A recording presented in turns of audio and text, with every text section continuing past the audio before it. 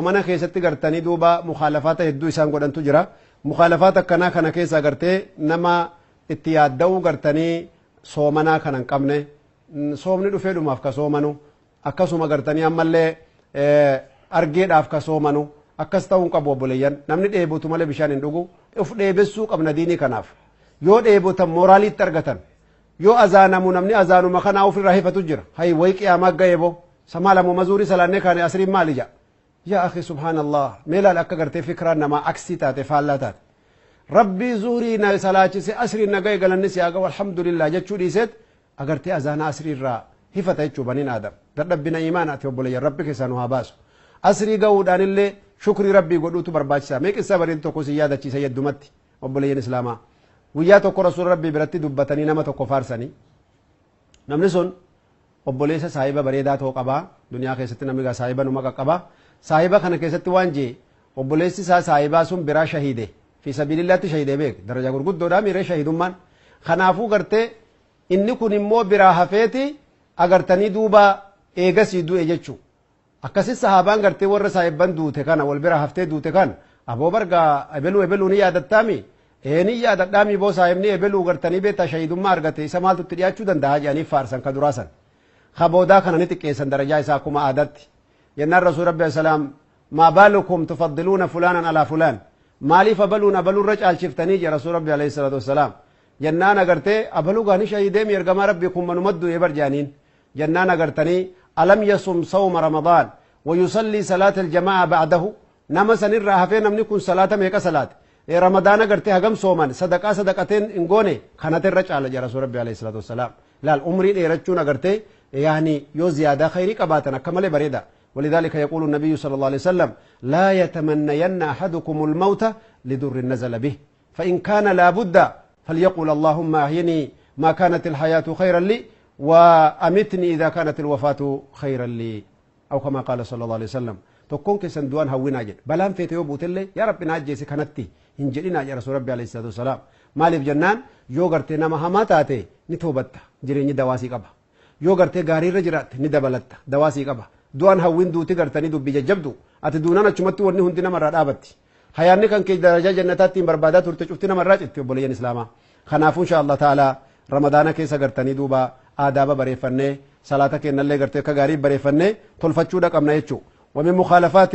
تقع في رمضان الغفله عن الدعاء عند الافطار يرو غرتني فطورا اغرتني غفله غرتي نمني هدوم فطورتي شاغله شربات شاغلو لا دعاء كددو يچو دعوة مستجابة عند فطره سنجان يرو فطرو ديم تو غرتي دعاء مستجابة قبدا سنجان اما اللي غرتني دعاء يرو غرتي فطريات كدچو قبدو جر اللهم لك صمت وعلى رزقك افطرت خجان سني حديث نسون غرتني دوبا ضعيف ما قبا دعاء حديثني جرجير داتي رسول ربي عليه الصلاه والسلام الرهد واني كرتا تري ذهب الظمأ وابتلت العروق وثبت الاجر ان شاء الله هكذا يقول النبي صلى الله عليه وسلم عند فطره دعاء تن اللي غرتني كمل برباچ سادا خنافو غرتني دوبا الاهتمام الزائد عند الفطور هذه من المخالفات هناك شوربه هناك شمبوسه هناك شيء هناك براده هناك جوز بانواعه شغل هذا كله يعني يشغلك عن الذكر يشغل النساء اكثر من الذكر وقراءه القران واني كنا كنت شفت غرتي كمل نمش الشاغلا يعني وما غرتي جدو غليسا تكتف اتيالچون برباچ سادا اجچو نمر غرتي امله نما غرتني يو اغرتني فطري لفغوتني دچاسني لفكان فطري غتي غسريو صلاه ياد النجر مغرتي مغربه بسانو مافتمر افاني بفدو صلاه الجماعه قبض ان شاء الله تعالى دي بيتي فطرت باذن الله تبارك وتعالى وكذلك اما اللي غرتني بولين اسلاما آداب سومناتي في مخالفاتك ست غرتي كلكامو اذاعه الوقت في مشاهده القنوات يرو غرتي بويا سومنا يعني كارتا تبچون فيلمي هدودا في موفي دا يرو دبرسون اكمل غرتي جرو في غبودا أين قراءة القرآن؟ أين التذكر؟ أين الاستعداد للقبر؟ أين ذكر الله تعالى التي قال الله تبارك وتعالى في شأنه الذين يذكرون الله قياما وقعودا وعلى جنوبهم ويتفكرون في خلق السماوات والأرض ربنا ما خلقت هذا باطلا سبحانك فقنا عذاب النار ميك قلبي كان ربي وجرته يا ربي قد يو تان اللي يو دابتن اللي يو رفن اللي ذكر ربي قدا قدسني ربي عادتني عذابك يا ربي كنا نتكسي كجد انسان ديفني تغرتي فيلمي دافي وما نمني غرتي مفسدا فاحشا نمني بديتو كو غرتي كو بيس جلت عمري قالي كان umrii jannataan beetan achi jala gubuun wallahi akka malee gartee doyinummaa akkuma galee bakiilummaa gartee obboleeyyan kanallee ta'uu qabnu jechuu akadaalika ammallee israafa gartee soomana keessaallee rabbi nagaa nu haa baasu nyaata hanqa qiyaasaa dhiifneeti guyyaa kana namni gartee beela'e waan quufuun se'uu jaanaadatti agartee akkas ta'uu qabu obboleeyyan islaamaa maal ta'uu qabna jennaan waan nyaadhamuun beekamu ka garaa keenyaan dandeenyee fixuu beeynu haa godhannu waan israafa ta'u haasata warri dhiiraa quban qabu yaa obboleettowwan tiyya dubartootaa yaa haadhoowwan keen yaa dubroowwan keen waan fuxuuraa qopheessitan waan suhuuraa qopheessitan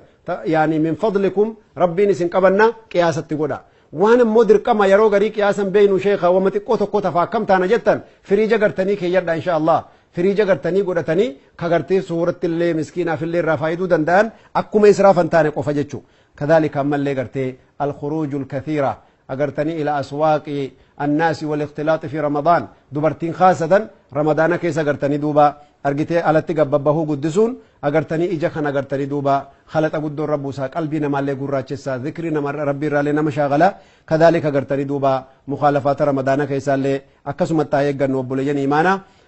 ammallee gartee namni ramadaana keessa dhukkubsate faxari yoo janiin gariin namaa hin dida yoo dhukkubni sitti jiraate faxari shari'aa si hayyan wanni gartee dhukkubaa fi beelawa soomanaatiin of ajjeeftuuf hin jiru diiniin rabbii guddaa diinii laafintiiti diinii rahmataati obboleeyyan kanaafuu gartanii duuba rakkoon ammallee argamee jiru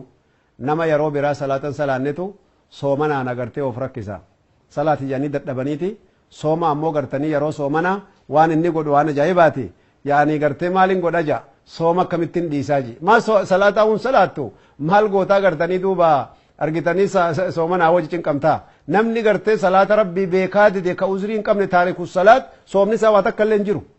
kanaafuu sheeyaliin agartee duuba yookaan sheeyabaluuni soomaa'uun soomin nuun jedhen je'inaati edaa bo'an jiruun tiyyaa'uu baddee jirti jedhii salaatatti deebii jechuu malee bar salaataa hoomaatii miti dhiisi nuun jaanii soomaa'uun faayidaan qabdu nuun jaanii hin ji'in achin hin deemin obboleessa kiyya karaan sun karaa si baasuu miti karaa shayxaanni gartanii morma qabee boollatti nama cufuu deemu san akkasii miti obboleeyyan qalbii teenya rabbitti haa deebinu rabbii keenya haa sodaannu salaataaf soomanallee yeroo hundaa'u maan rabbiin guddaa waan inni nu ta'e yaadannu waan inni nu qanansiiseen kanan laallu ni'ma rabbii guddaa wafi anfusikum afalaa tubsiruun mee lubbuma teessan keessan laalaa ni'maan isinii oole ja rabbiin guddaan subhaanallah obboleeyyan akkanatti gartanii duuba beekuun nurra jira ammallee gartanii sooma gartanii shawwaal soomuun agartanii osoo qadaan sirra jiru sooma shawwaal soomuun agartee barbaachisaa miti namni qadaan ramadaanaa irra jiru sooma shawwaal agartanii soomuun isarra hin jiru jechuudha duuba guyyaan ammallee soomni irraa dhowwame jira sooma sunnaa keessatti guyyaan agartanii sooma sirraa dhowwan yaani sooma agartanii guyyaa iidaa soomuun hin ta'u akkama lafa afrikaa kana sooma irratti namni wal dhabee jalqaba isaallee wal dhabanii eegasii nihaayaallee wal dhabanii yoo eegasii gartanii sooma gartanii tokko iida deemuu jira tokkollee sooma soom maaliboo isin suudii waliin soomtanii isin to akkanaa miti jedhee namni harka walitti darbataa oola akkasii miti dubbiin guyyaan soomanaa soomana guyyaan faxiriidhaa faxirii obboleeyyan kanaafuu gartee guyyaa jiinii argame gartee laallee ji'a keenyaan qabnee guyyaa gartee jiinii gartanii sha'abaan 30 ta'e yoo jiinis hin dhokate yaa rasuul rabbi salaam sha'abaan 30 guuttadhaati jalqabaa jedhe guyyaan sha'abaan 30 guute tokkoffaan ramadaanuma jechuudha yoo gartee dukkan arguus hin dhowwee duumessi gartee hin dhowwee jaan kanaafuu gartanii soomanaa fi iida walitti fiduun dhowwaadha ayyaamu tashriiq illee gartanii soomanuun dhowwaadha ayyaamu tashriiq agartanii guyyaa gartanii hajjiitiin boodatti argitanii duuba yaani allati tali iidannaari al-adhaa iidii gartanii uduhiyyaadha gartanii duuba guyyaa san gartee sadeen agartanii soomuun dhowwaadha guyyaan sun guyyaa qananiiti guyyaa nyaataati jechuu amma agartanii namni naziriidhaa fi kaffaaraa baasu homaan qabu insha Allah taala sun agartee godhuu danda'a ammallee guyyaa jumaa torbaan keessaa guyyaa jumaa qofatti baasanii soomuun shari'aa keessatti dhowwaadha sooma sunnaa baanna guyyaa sabtiillee qofaatti baasanii dhowwuun soomuun dhowwaadha akkasuma gartee guyyaa shakki soomni har'aa gartee ni jiramu hin jiru jedhanii guyyaa shakkii gartanii soomanuun illeen agartanii dhowwaadha wakadhalika gartanii amata guutuu soomanuun illee dhowwaadha yaani guyyaa tokko soomtee guyyaa tokko faxaruu wayya malee amata guutuun soomana hoo jette sooma takka illee qabduu jaani halkanii guyyaa walit dhaabanii soomuun illee dhowwaadha akkasuma gartee obboleeyyan nasiihaa gartanii duuba ramadaana keessa walii goonu haa gartanii dubbii keenya ittiin xumurru obboleeyyan attawbatu tawba ربي سبحانه وتعالى صدانه توبتت غرتي هاجر جرو إجا كينياف غرة كينيا يغچوتي هاجر جرو وبولين كينا محرمات ربي غرتنين ودوه هند سيبرني منهيات الشرعية جاني المنهيات في الصلاة المنهيات في الصيام المنهيات في الحج والعمرة المنهيات في كل المعاشي المنهيات في الزكاة المنهيات في الدعوة إلى الله وانسلا غرتي ربي شريعة ربي كستي محرمة ستي قد هند الابتعاد عنها كن نسيها ديني تجرى فقاتشو برباتش ساجتشو وكذلك غرتني دوبا الحرص على شهود الأذان وكذلك أما اللي غرتني يرو أذاني أذانا مولي غرتني أذان جوابون أكسو مغرتي يرو سي على جرو ستين أذانين هنكدن ديسين سي مسجد الرافقو جرو ستين أذانين يو جبات جامين سقبت زحمة سقبت سي غرتني دوبا مسجد الرا على جرو ستين قامين يو جبات دبيرا كمال سي جبات سي مسجد كيس جرو مالي صلاة إمامني إحراما سينين من فضلك كن عند الإحرام من مناسبات بالمناسبة يقول النبي صلى الله عليه وسلم من أدرك مع إمامه 40 يوما تكبيرة الإحرام يا الله يا الله الله سبحانه وتعالى أعطاه فضلا عظيما سبحان الله يعني كتبت له براءتان براءة من النار وبراءة من النفاق الله أكبر أدركت مع الإمام 40 يوما تقريبا 200 صلاة ما فاتك تكبيرة الإحرام مع الإمام أنت بريء من النار وبريء أيضا من النفاق ميتا تكتي تنرتي قرتها يالو نمني قويا أفرتما إماما وجن تكبيرة الإحرام دكبته منافق مرة لي فريدة أكسو مقرتني أما اللي بدر اللي فريدة جر أسواس جرتو جنة بتشو دندسيچو أسواس جرتو جنة قرتني چيكي كيشا خاچو دندسا يا بولي سن آخرة بولي توان آخرة ربنا هاك أنسيسو مي جباد دا قرتي خيري كنا خنرتي وكذلك المحافظة على صلاة التراويح وكذلك جزء من القرآن الكريم وكذلك بعد آيات القرآن الكريم حفظ حديث النبي صلى الله عليه وسلم قرآن قرتي حفظو آية قرآن صلاة ديبيو هجابة ديبيو صومني رمضان تجديد للحياة أغرتني إتوق أبدي حياة أغرتني نهارم سوق أبدي أمانتي عليكم إخوة الإسلام والإيمان في كل مكان نسيها كنافوسية غالي كنفردا اتملكا ورب سنامل كيسو خيري ورّا ولد ديبي وربنا هاقولو